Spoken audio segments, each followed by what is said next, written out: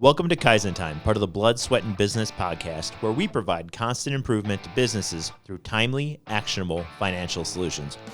Do you want answers to your financial questions? Email us at bsp@kaizencpas.com. I'm your host, Mark Valesky. Now let's get started. Welcome to another episode of Kaizen Time. I'm joined by Eric Jorn, a partner here at the firm. What's going on, Eric? I'm really sweating over looking at my investment accounts. Oh, yeah? Is it recessed? Well, we had a tough day in the market the other day. A lot of fears of a recession coming. Okay. And what are those signs that people are looking at that say, oh, hey, this could be a recession? Yeah. So we had some bad economic reports come out and jobs reports that came out. Provided some, I guess, leading indicators that we might be entering a certain recessionary phase. We're also running into issues with interest rates right now. Interest rates are starting to drop, and that usually indicates that the economy is slowing. Mm-hmm. By the actual definition of a recession, we are not in a recession yet. But these leading indicators are a good time to say, hey, what can I do to recession-proof my business? Yep. Yeah, that makes perfect sense. And really, it should be a kind of a thought in everyone's mind. Always. You can't always have great days, right? Yep. You got good days and bad days. So it's not that it is going to happen, but hey, if it does, it never hurts to be prepared, right? What are we going to do? That's why you have a spare tire in your car, right? Absolutely. You just never know. So let's talk about that. Recession proofing your business. Yeah. Sounds really interesting. I feel like it's almost like putting on a it? Kevlar vest and going to work. Yep. So tell me what kind of are these steps? Yeah. So obviously recession can hit anytime. Mm-hmm. And actually, I want to pause you. But when we say a recession can hit, it's not like an on-off switch. Right? Correct. This is not just like they turn on the water and we're in recession mode. This is a transition, and a recession is officially when they hit a certain amount of time in a row where things are down. Yeah. Now, that said, being able to forecast, as we have just mentioned, here are some signs that it's happening, and being able to kind of, again, prepare yourself, zip up your Kevlar kind of thing. Yeah. That's what we're leaning towards. So please go ahead, Eric. Yeah. So, so some businesses are just naturally recession proof, right? Just based on they're an essential. And so what you're saying is be that business. Step one, be this business. That's an easy thing, but that doesn't apply to everybody. Okay. So an example of a recession proof one would be like grocery store, I'm guessing. Yeah. To a certain extent, grocery store, medical providers generally are, except for like elective medical providers. But like essential, like, hey, a dentist would probably be a great example. Yep, exactly. A dentist, for the most part, dentists do pretty well through recessions. Generally, what doesn't do very well through recessions are retail, restaurant, and construction. Those are three industries that are really heavily impacted. And we've seen them take big hits during COVID, 2009, for example. Yep. Yeah, real estate, especially in the 08, COVID was a whole different ballgame for them. Real estate boomed during COVID. It's true. And you never know when it's going to happen. Whereas restaurants really were they were heavily impacted back in 08 as well. But COVID really thinned the herd on restaurants. Well, and the difference was that COVID really wasn't a recession. Correct. In itself. It caused signs of it, but. Well, that was a economic anomaly. Economic anomaly. I should write that down. I just made that up. So recession proofing your business, right? Yep. So say you have a business that we're like, I don't have a product that no matter what, it's guaranteed that I'm always going to continue to grow, right? Mm-hmm. And a recession in your business might be a slowing of that growth, or it could be a decline in sales, which we all experience as businesses. So I guess number one is like, hey, let's not assume that things are always going to continue to grow, right? What happens if we stop growing or we decline in sales? What are our contingency plans when that happens, right? Are we going to cut staff? Is there certain overhead that we will cut? Are there certain services that we'll stop using?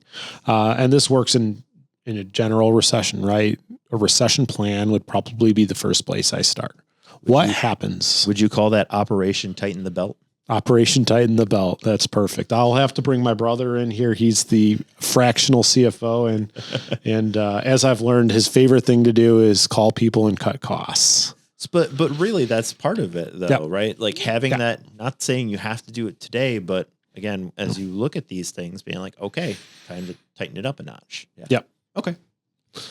Number two is, well, while things are doing well, a lot of businesses did great through COVID. Yep. A lot of businesses spent all their money when they did great through COVID. The smart ones, they built some reserves up, right? They knew, hey, things might not always be this good. And I'm going to have a nice little reserve here because one thing we know about recessions, they're very temporary. Mm-hmm. They can be catastrophic in the short term, but over the long term, we generally bounce back and recover very quickly from a recession. So, and that recovery is often better. Absolutely. As a whole. Yeah. Yeah. And it's just like investing in the market, right? If you panic at the sign in which the market tanks Mm-hmm. and you sell out at the bottom, you end up losing all the opportunity on the ride back up. And that usually blows the original bar out the water. Yep. So if you as a business, if you build yourself in a way in which you don't have, or that you don't have to shut your doors or completely gut your business to deal with a recessionary period, chances are you're going to come out way ahead in the long run. And that really is the thought process. Be thinking about the long haul. Yep. So instead of looking at, okay, where we are and what's happening in the next 6 months, yes, it's important to understand that. But hey, where are we in the next 5 years, even with these glitches? Absolutely. Yeah. So other ways to recession proof your business. So we talked about having a plan in place, Mm-hmm. and we talked about building reserves, right? Yep. Two easy things. Every business can do it. It's not unique to your business. Because being recession proof is not actually a business model. It's Right. It is for some companies, but if that's how you operate on every day, honestly, you could probably survive for a very long time and make money, but you will probably not grow. makes sense. Creating diversity in your business, right? The more niche down your business is, and this is a disadvantage to a niche, right? Mm-hmm. Recessions hit every industry differently. If your business happens to service an industry that's absolutely collapsing, Mm-hmm. a lot of businesses that service restaurants also went out of business because the restaurants were not open. And that's who they cater to. Exactly. Yep. So having diversity in your business provides you a little bit more flexibility, right? If only a segment of your business goes down, ideally the rest of it can weather the storm. So diversity is a very important one. And how about creating a product that's not, or service that's not based on price? So people will start to make decisions on price when a recession hits, as the money tightens. They're going to make decisions on price. And if you're already competing on price, they're going to go find your customers already going to those are going to be the first customers that go and they find who's the next lower price. Now that their pocketbook has been hit by the recession, the more you can ingrain your service as a need within that business, more value you provide, the less likely you're going to be on somebody else's tell.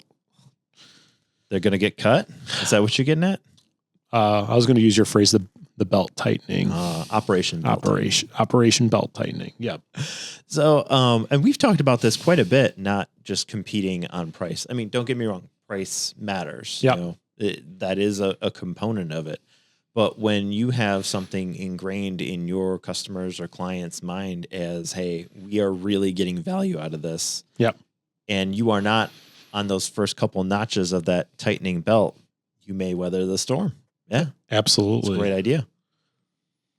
Anything else that you can think of to recession proof your business? Yeah, I mean, I think those are just some basic principles that you can instill in your business. There's a litany of things. One talk about the exercise of Operation Belt Tightening, what that looks like. So that looks like you start creating a list, right? You have your list of staff, subcontractors, you have a list of, and then just overhead or various vendors that you're using. Well, and I know that I've talked to Henry about this kind of thing before, where it's, hey, do we need this anymore? Is this providing the value that it did? Because again, if a recession is actually hitting, yep, then you can really look at it like, well, this whole component's gone. Why would we service it? Yeah. And the most important thing is being proactive, right? I have this list that already exists before a recession even happens. And I don't start looking to build a list when the calling signs start coming out. I know we've talked about this way too many times where you make the worst and best decisions. No, it's only the worst decisions. Yes. When times are either really great or really bad. So yep. do not take the opportunity to make this Operation Belt Tightening list during those times. Absolutely. Yeah. Back to the process of Operation Belt Tightening. So take all these, rank them 1 to 5. 5, you can use them, you can inverse it or reverse it any way you want. So let's just say 1 means it's a completely unnecessary okay. Either way, we'll say unnecessary. Okay. Thing. The business will be absolutely fine without it. It won't materially affect what I do day to day. Right now, it's a total luxury for us. Whereas 5 is, if I cut that vendor, I have to replace them. They are your lifeblood. They are our lifeblood. And chances are that's probably an absolute not. And if you have those ranked, right, it helps create clarity around your decision making. Because there's going to be those 2s and 3s in there that you're probably going to have to make harder decisions on. But again, if you are doing this with a clear mind instead of in a panicked state, you're going to make a lot better decisions. Well, yeah, and exactly. You can also look at all those numbers before the recession and heading into the recession. Yeah. And again, with a clear mind and say, okay, this is how things are trending. Yep. If you can even get to a point where you map it out, right? Based on X percentage loss in revenue or failed growth or whatever these different metrics are, this is how much I actually need to cut to maintain profitability, to maintain cash flow, to secure my employees' jobs, whatever your goals of making it through that tougher period are, you can map it directly to that cost cutting process. Well, and one other thing I want to throw out there, because we're always big on planning. Planning is huge. Yep. It is essential for long-term growth. The longer that you've been, I don't want to say planning, but the longer that you've been tracking, and let's say you've weathered a recession before, you can look back on those numbers and say, these are the businesses that did well. These are the businesses that did not. And therefore, you're able to make better decisions based on what you have available to you now. That's why we're able to help so many business owners weather things like recessions and tough economic times, because we've seen it.